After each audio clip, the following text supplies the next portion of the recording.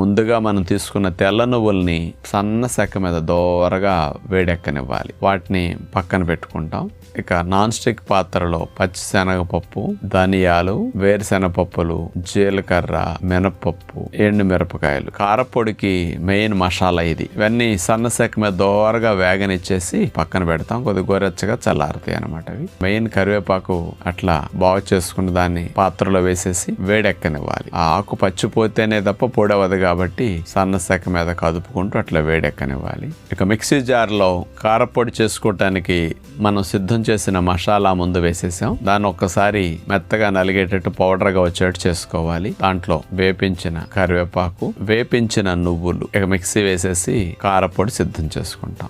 నువ్వులు, కరివేపాకు, కారపొడి సిద్ధమైంది. ఇక చాలా ఎక్కువ కాల్షియం అందించే కారపొడి. కొద్దిగా ఒక స్పూన్ తిన్నా చాలా కాల్షియం వెళ్ళిపోతుంది.